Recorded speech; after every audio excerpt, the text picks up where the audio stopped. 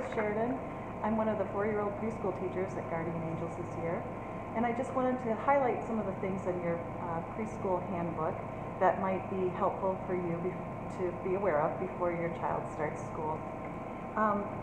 After they are dropped off in the gym, and you may start that at 7:50 until 8:15, when we will all be hopefully in the classroom and ready to start our morning circle.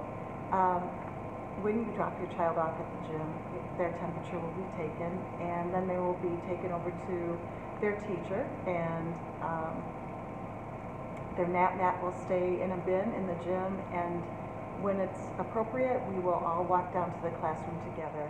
And the teachers will help your child hang up their backpacks and put their water bottles and their snack and their lunch in their appropriate places, as well as their folders.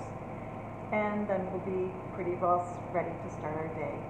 We ask that you send your kids to school in comfortable clothing, nothing too fancy, because we will be painting and gluing, and so just make sure it's clothing that they know how to manipulate themselves, that they can take, if it's shoes that they know how to put them on and off by themselves. So Velcro or slip-on shoes are usually a good idea. Please don't send them in any sandals or jelly shoes. They're not allowed for state licensing. And when we get to winter, please remember to send your children in with mittens, not gloves. Gloves are often too difficult for them, and since we have more than one child, we really appreciate you sending them with mittens so that they can be as independent as possible getting ready to go outside to play. When it comes to that point in year 2, please make sure that everything is labeled. We have often the same type of hat or gloves or boots, so we really appreciate that your child's name is in every piece of clothing that you send with them. Also, we'd love to have you send an extra set of clothing, pants, shirt, socks, underwear, and this year, an extra mask, just in case there's some sort of an accident where we would need to help them change their clothes. It's nice to have that just staying in their backpacks and handy if we need it. If your child is staying all day, they will need to have a snack, 2 snacks, and a lunch labeled with their first and last name, morning snack, so AM or PM for the afternoon snack, and the date. If your child is only a half-day student, just send a morning snack.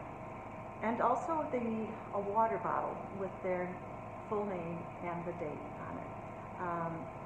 This is a state licensing regulation that we have to obey, so we understand that it can be kind of a lot to ask, but once you get into the procedure of it, I'm sure it'll be fine. We are a nut-free school, so please do not send anything in your child's snack or lunch that contains nuts, because we want to be very careful that we are cognizant of any allergies that might be in the classroom. Speaking of which, if your child does have an allergy, you will receive in your folder of paperwork and the form to develop an allergy action plan, which each of your child's teachers will be aware of, and it will be posted in the classroom. This allergy form needs to be signed by a physician, and if an EpiPen is required for your child's allergy, it must come in the box and with the prescription label intact. We'd also like you to send a nap mat for your child if they are staying all day. We will provide a mat board underneath their sleeping bag or blanket, and also a big Ziploc bag to contain all their nap items. And we ask that you send just one stuffed animal or lovey. It gets to be a lot if we have more than one, and we don't want to mix anybody's loveys up with somebody else's. That nap mat and the bedding will all come home to you on your child's last day of school for the week, so that you can launder it and sanitize the nap mat before the next week when you would bring it back on their first day of school or the following week. You will see in your child's backpack a daily folder. This is a great way for us to communicate with each other. It will have a behavior chart in there. It might maybe a calendar or just a days of the week piece of paper that will indicate what kind of day your child had. If they had a rough day, and we all have them, they might not have a smiley face sticker, and there would be a note indicating why that was the case. We, of course, love to give out happy behavior reports, but rest assured, if your child is receiving happy face stickers or happy faces written on their behavior reports because they're having a good time at school and there's nothing that you need to be concerned about. And if there is, we'll write you a note and be in touch with you about our next steps if there needs to be any. Usually it's just a gentle reminder for mom and dad to follow the rules at school, and that's all that's necessary. In the folder, besides the behavior chart, you'll see their work that they have done at school that will come home on a daily basis. Feel free to take their worksheets or their coloring pages out of their folders nightly. Just be sure to leave the behavior calendar or chart in the folder so that we can access it throughout the month. There will also be a monthly courier envelope from the office for some of our families. If there isn't an older child in GA, if the older child would be the one to bring the courier envelope home in that case. But the monthly courier envelope from the office is something that needs to have immediate attention. That's usually got some time important papers or something from the office that must be signed and then returned as soon as possible in that envelope. If it's something that you don't have to return to the office, it's just information that they want you to receive, we still need to have the courier envelope returned immediately. And you'll see that there is a line on the front of the envelope for each month of the year, and please sign the line next to the month that is appropriate when you return the envelope with your child the next day.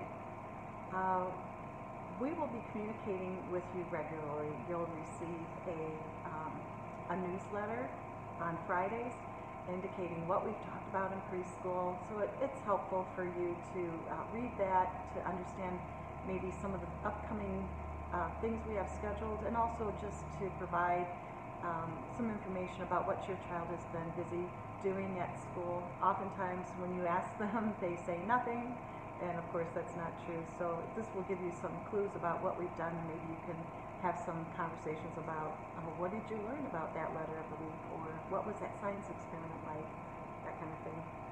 We'd also like to encourage you to send an email to your child's teacher with your cell phone so that we can contact you through Remind, which is just a text that we would send you if there might be something that you would need to be aware of before the monthly newsletter or the weekly newsletter went home. If you are going on vacation, we hope you have a great time. Just let us know in advance so that if there is any kind of letter work or anything that you might be interested in having your child work on while you're away, we can get that ready for you. And we ask that you be sure to let the office know as well as your child's teacher about that. As I mentioned earlier, arrival is between 7:50 and 8:15. If your child goes home at midday, that dismissal will be at 11 o'clock.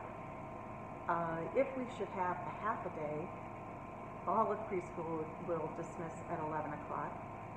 However, if your child stays for the whole day, dismissal will be at 2:50 in the afternoon. We're trying to stagger our dismissal times with the rest of the building so that we can maintain as much social distancing as possible.